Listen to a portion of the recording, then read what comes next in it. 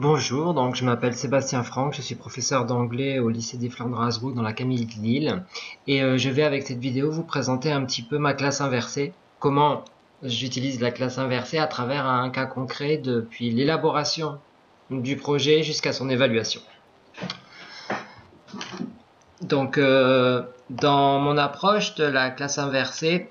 est venue pour moi à un moment donné de ma carrière où je me posais des questions sur ce que je voulais faire. Je n'arrivais pas à répondre à des questions fatales et les rencontres que j'ai pu faire à travers Inversons la classe et puis à travers tous les collègues et les amis que je me suis fait sur Twitter et sur les discussions m'ont amené à me positionner sur une expérimentation de renverser la classe, d'inverser les choses et de voir est-ce que de cette manière-là mes élèves sont plus motivés, sont plus participatifs,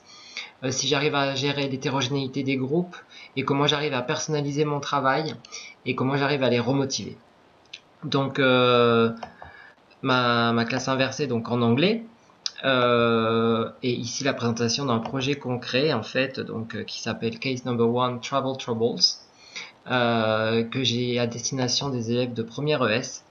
puisque je cible par rapport à ça une thématique qui pourrait être pour eux une manière de pouvoir réinvestir des éléments qu'ils voient dans d'autres matières afin de pouvoir créer des ponts entre les différentes disciplines. En amont, donc dans l'élaboration de mon projet, dans la préparation, j'adore scénariser les choses et donc j'invente une histoire dans laquelle ils vont jouer un rôle et où l'anglais va répondre à des besoins et résoudre des problèmes du quotidien. Dans ma scénarisation, donc je prends deux parties du programme, deux parties des deux notions du cycle terminal, à savoir espace et échange à travers l'entrée culturelle du voyage, des flux migratoires, et donc lieu et forme du pouvoir sur la justice et sur le pouvoir des avocats. J'ai créé en fait une sorte de lieu dans lequel je suis le directeur d'un cabinet d'avocats et ma première ES avec laquelle je travaille sur ce projet en fait ont créé au début de l'année des cabinets d'avocats où on s'est posé la question de qu'est-ce qu'un avocat, ils ont dû me présenter des cas à défendre, tout ça, et donc maintenant le deuxième projet c'est réellement, concrètement, comment ils vont être amenés à défendre des clients. Donc défendre des affaires à travers qui sont liées donc au flux migratoire, au tourisme, qui va leur permettre de réinvestir les connaissances et puis surtout de développer l'argumentation, argumentée, qui me semble être aussi une compétence externalisée et qui leur permettra de pouvoir développer l'argumentation dans d'autres matières.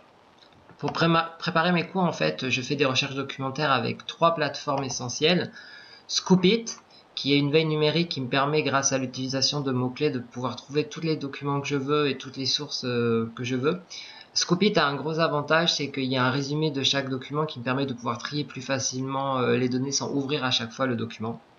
Donc quand elles m'intéressent, je clique sur Scoopit et puis je les mets quelque part, qui me permettra de pouvoir les stocker et de les retrouver plus tard. Pour tout ce qui est vidéo, j'utilise donc une page professionnelle que j'ai créée sur YouTube où je crée des playlists avec les vidéos que je trouve sur YouTube, des playlists qui vont pouvoir être accessibles aux élèves, des playlists avec les liens que je vais pouvoir donner aux élèves.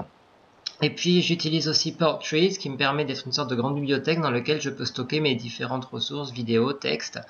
et qui est lié à Scoopit, qui fait que dès que je mets quelque chose sur Scoopit, hop, il apparaît sur la barre en bas ici et je peux le classer dans les différents dossiers que j'ai préparés. C'est un travail très chronophage au début de mise en place, mais une fois qu'on a créé ces outils petit à petit, on n'a plus à rechercher les documents et on va beaucoup plus vite.